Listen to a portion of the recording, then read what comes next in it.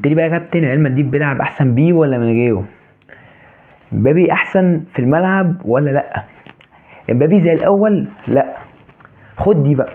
امبابي هداف زي الاول؟ لا. امبابي سريع زي الاول؟ لا. خد دي بقى يا معلم. امبابي فينيشر زي الاول؟ لا. يا معلم امبابي مش فينيشر زي الاول. يا معلم انشيلوتي بيغلط. يا معلم خسرنا من فريق مركز سابع في الدوري. يا معلم عندنا كوارث دفاعيه. يا معلم ما عنديش ارتكاز صريح راجل. يا معلم عملت الحوار ده كله زمان مع فيجو وزيدان وما نجحش، جيت اعمله تاني وقررته تاني. عندي كميه مشاكل، عندي كميه كلام، عندي كميه حكايات هتتقال عن ريال مدريد وميلان في الماتش اللي خلص 3-1 بعد الكارثه اللي حصلت في الكلاسيكو. فعندي كلام كتير قوي هيتقال.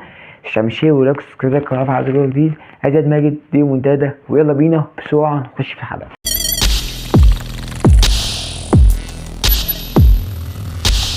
امبابي مش موجود في الملعب، امبابي سيء، امبابي حرفيا يا معلم انت الدكه. كفايه بقى يا اسطى، كفايه بقى. انت اصلا انا بقالي 6 سنين هموت واجيبك، واما اجيبك تعمل الاداء ده، الاداء العيبه ده بجد. انت مش موجود معانا يا معلم، انت ما جيتش لحد دلوقتي من فرنسا، انت موجود في باريس ولسه معتمد انك انت النجم يا معلم هنا. لا، انت مش انت النجم، في نجوم كتير احسن منك، في نجوم كتير هيموتوا وياخدوا نص الفرصه اللي بياخدوها دي. انت قاعد بره مستني هفوه بس، يعني هفوه بس من الثواني انت تاخدها. دي حته امبابي اللي فعلا محتاج ان احنا يا معلم كفايه. يعني انت ما في، انت صفر يا اسطى، انت ما جيتش بقالك كتير، من اول ما جيت انت ما جيتش، وانا كلها ضربات جزاء. حتى الحاجات السهله اللي انت كنت تحطها في باريس سان جيرمان وفرنسا انت بقت صعبه انك تحطها معانا. فانا مش فاهم بقى لعيب عندنا ولا لعيب عند مين، انا مش فاهم. نروح بقى الحته الثانيه بتاعت الدفاع. يا اسطى خط الدفاع كله مش محتاج يتباد. يعني الاربعه سنتر باك، لو انت بتعتمد فريقك كسنتر باك، يعني الاربعه سنتر باك مفيش منهم واحد عدل يطلع يا معلم والله يتقال عليه انه لاعب كوره. اذا كانوا روديجير احسن الوحشين، ميليتاو اللي انا مش فاهمه خالص. يعني ميليتاو كان في البيك بتاعه هو كنا بنقول يا عم تمام عندنا سنتر باك، نقول ان هو تمام وننافس بيه يعني شويه. عندك بعد كده ألابا اللي حرفيا جايبينه من بايرن نلعبه سنه ولا 2 بالكتير، وبعد كده خلاص يا معلم ألابا خلاص. لا لحد دلوقتي ألابا يعني كفايه يا اسطى. اصل هو اتصاب وعمال يتصاب وما بيلعبش، فانا معتمد ان انا عندي 4 سنتر باك، منهم واحد ميت اللي هو فايخو، وواحد بيموت اصلا اللي هو ألابا، وواحد مش شايف حاجه قدامه اللي هو ميليتاو، وفي الاخر روديجير هو اللي بيبان ان هو يعني معلم هو اللي مزنوق في الزنقه دي.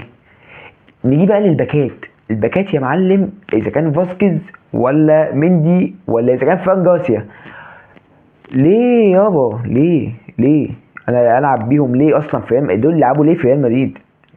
انت فاهم؟ انت بتستوعب يا معلم انا بقول لك اسماء مين؟ سيبنا من دول خالص. نيجي يتنين. انت من التشاوميني ده مش لاعب كوره، ده لاعب باسكت بول، ويقعد يعني وما يلعبش الباسكت، والله ما يلعب. والله يا عم بقول لك والله العظيم يعني كابتن محمود حماده يلعب عليه في سموحه. يعني لو محمود حماده بيلعب في سموحه يعني يلعب يا عم، لو بيلعب في المقاولين، اللاعب اللي بيلعب في المقاولين الارتكاز يلعب عليه عادي. يا اسطى تشاوميني بقى بيعمل تكالك فيك، بيخش التحام على الكوره غلط. حتى الميس باص اللي هو بيعمله في نص الملعب في الجول الثاني، اللي عمل الميس باص غلط كسل يرجع تاني عليه، واما كوحت للياو كسل يوحى للياو يضغط عليه جامد، فوقف قدام الياو لحد ما الياو استلم وعدل ولف وشاط، وبعد كده فكر راح يضغط على الياو، واما حتى راح ضغط على الياو ما ضغطش عليه بجد عشان الكوره ما تتشاطش صح. فواحد اللي مواطا اللي واقف لوحده خالص بقى في السنتر باك اللي احنا كنا عليهم ان هم سيئين. فده كله يعني دي كلها مشاكل لعيبه. تعالى بقى بانشيلوتي، خش لي بظهرك كده بانشيلوتي اللي عندي عليه كميه عيوب وكميه مشاكل انا مش فاهمها في انشيلوتي. انشيلوتي عنده كميه مشاكل في التبديلات. هو اكيد اللي انا وانت فاهمه ان اكيد يا معلم سيبايوس وفران جارسيا مش احسن من اردا جولر واندريك، بس انت خسران. فانا منزل فران جارسيا ليه؟ يعني اكيد فران جارسيا مش احسن من اردا جولر. انا خسران، فانا محتاج ان انا امسك كوره وهاجم، فانا محتاج اطلع حد من الاربعه اللي ورا او من العاهات اللي ورا، هطلع منهم حد وانزل مكانهم حد مهاجم او حد بهجومي فطلع مندي وانزل فان جارسيا. ازاي يا معلم؟ ازاي ما نزلش اردا جولر مثلا؟ ما جاتش معاه خالص ان انزل اندريك. يعني يا معلم الاثنين اللي في اخر 4-5 ماتشات واخدين دقيقه او دقيقتين بالكتير قوي، يعني واخدين 10 دقايق يا عم، المواهب اللي انت المفروض مطلعها. فايه يعني؟ انا شفت خبر الصبح ان اندريك هم مفروضين خلاص يطلعوا اعاره. طب انت جبته ليه اصلا؟ لما كنت تسيبه ماشي يا معلم هو معايا، بس كنا نسيبه بقى في بالميراس اللي كان بيلعب فيها، ويا معلم ويلا بقى ونشوف بقى الحوار يمشي ازاي ونجدد وندي دم للفرق. بس خلاص يا معلم هو ما بيلعبش اساسي، فليه نجيبه نموته عندي؟ ولا ويعني وبيجرزني قوي تصريحات انشيلوتي في اول الموسم. والله يا معلم انا مش محتاج صفقات، وانا لا، انت محتاج صفقات يا ابني. انت محتاج صفقات لانك انت ما عندكش لعيبه.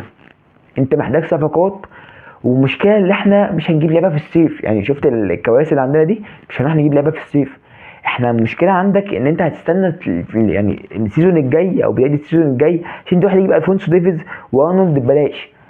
وانا متخيل كده يا معلم ان الفونسو ديفيز وارنولد هيفشلوا معاك لانك انت ما عندكش سنتر باك عدل. يعني انت ما عندكش سنتر باك كويس يعرف يداري لك على الحاجات دي. انت عندك سنتر باك اصلا ما بيعرفوش يداروا على الحاجات اللي عندهم، هيداروا على الباكات اللي هي بتزيد اكتر هجوميه. دفاع ميلان من كتر ما هو سيء، انت اي هجمه مرتده بتروح عليهم وبتروح على منيان. يعني انت بتروح يا معلم على الجول، بتروح على الجول من اي كره طوليه. فانت مفيش 1% عقل انك تنزل في الشوط التاني تلعب على الهجمه المرتده. بس انت خلاص يا معلم، انت خلاص، انت مفيش 1% انك تعرف تبني هجمه، لانك انت سيء، لانك انت وحش. العب هجمه مرتده لانك انت عندك 2 نفسات قدام، وعندك وراهم فالفيردي والناحيه التانيه بلينجهام. فانت حرفيا المفروض انك عندك نفسات بتطير. فانت العب على الهجمه المرتده بقى. لا والله مش هلعب على الهجمه المرتده، وانا عارف ان سيو بيزيد، يعني سيو بيزيد. فهم مفيش يعني، وهم الدفاع سياو ملك سياو والتاني ما اعرفش اسمه ايه. فخلاص يا معلم هم مش هيعرفوا يلاقوك. انت بتلعب بمبابي وفينيسيوس قدام وراهم بلينجهام وفالفيردي، فهم مش عارفوا يجاوبوك. العب بقى الهجمه المرتده. لا والله مش هلعب على الهجمه المرتده، انا عندي مشكله في الجري وكده واللعيبه بتنهج. المشكله اللي انشيلوتي طلع في تصريح بعد ماتش برشلونه قال لك احنا عندنا مشاكل في الدفاع وهنحاول نحلها. تحل ايه يا صاحبي؟ تحل ايه؟ انت جيت الماتش اللي بعديه، الماتش اتلغى قدام فالنسيا بسبب الاحوال اللي في البلد واحوال اللي في فالنسيا، فالماتش اتلغى. فانت المفروض قعدت اسبوع او اكتر من اسبوع المفروض يا معلم بترتب وبتحل اخطائك الدفاعيه او بتحل اخطائك. انا مش فاهم، انا فين بقى الاخطاء؟ يعني انا فين الاخطاء؟ ونرجع تاني لمبابي اللي احنا كنا بنتكلم في الاول. امبابي يا معلم والله هو بيبان في التدريبات. خد يا دي، طب خد الجون بوش رجلي ده، طب خد الاوت ده، طب خد التسديده من الباقي. انا عايش في الحاجات دي في الملعب، عايش في الحاجات دي في الماتش كده، اللي هو ايه، خد تسديده، خد واحده بوش رجلي، خد واحده اللي هي قطمه يا معلم انت من ماتش برشلونه بتحاول تعمل حته القطمه والشوطه دي ما بتجيش. خلاص جدد يا معلم. هما مش عارف، انت خلاص عرفت ان انت مش عارف تجيبها، لا تتعود عليها وتجيبها في التدريب وعشان تجيبها في الماتش، لا اما يا معلم تجدد بقى تجيب حاجه ثانيه. انما انا هحاول كل ماتش احاول عليها وفي الاخر ما تجيش ونفضل بقى طول الماتش كده بقى، نفضل طول اللعب كله، طول الماتش كله اقعد اقول لك يا معلم والله خد التسديده دي، طب بنقطم ونشوط. ما مش هتيجي يا اسطى، يعني مش بالعافيه، اصل دي كوره. انا ما بلعبش باسكت بول، يعني انا بلعب كوره عادي وبتبقى سهله والدنيا بسيطه وسهله ومش صعبه. شفت فينيسيوس الناحيه الثانيه من اقل فرصه يا معلم هو بيحاول يعمل حاجه. يعني احنا بجد حاله البالون دور ما اتكلمنا ان احنا من غير فينيسيوس هجوميا احنا ما جيناش. انا ما كنتش بحور، احنا فعلا من بدايه السيزون احنا من غير فينيسيوس. يعني فينيسيوس لو اتشال وحطيت مكانه بقى 100 امبابي و100 رودريجو احنا صفر يا معلم، احنا ما جيناش.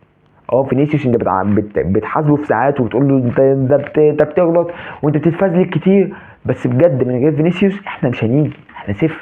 المشكله هنا بقى ان انت اول ماتش قدام شتوتجارت كسبت، وتاني ماتش قدام ليل خسرت، وتالت ماتش قدام دورتموند كسبت بفينيسيوس.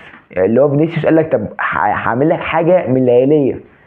فانت بجد 3 ماتشات كسبت منهم ماتشين والاتنين كان بيطلعوا روح حرفيا، والماتش الرابع قمت جاي خسرانه في ملعبك. فانت رايح لليفربول في انفيلد اللي لسه يعني حرفيا الدوري اللي هزيمه بتاع المانيا، هم ماسكينه علقه، هم حرفيا غسلوه في انفيلد. فبجد انت يا معلم حرفيا هتتبهدل في انفيلد لو انت لعبت بالدفاع ده ولعبت بالاداء ده في العموم.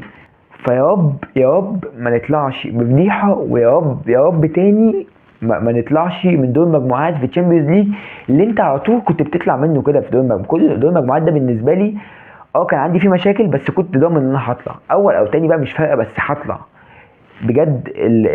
الجديد او التصنيف الجديد، انا لو طلعت بره الثمانيه وصلت لحد 16، يعني من الثمانيه لل 24، لو وصلت لحد فيهم وبعد كده رحت ان انا اقابل حد في الادوار الاقصائيه عشان اعرف اصعد للدور 16 ولا لا، بجد ممكن ما اصعدش ويبقى اول فضيحه. وقالت انشيلوتي في وقتها ساعتها حرفيا انك ما تستناش لحد بدايه نهايه الموسم واشوف هجيب مين. لا يا معلم، هو في ساعتها لازم يفوق، لازم ساعتها انشيلوتي ما يبقاش معانا، لان انشيلوتي بيقدم عته قوي الموسم ده بجد. فكان معاكم زياد ماجد في ماتش ميلان وريال مدريد، واللي اتكلمنا عليه ومانشستر مشيه ولابس كنت رافع على صوره مين، زياد ماجد ودي منتدى. سلام.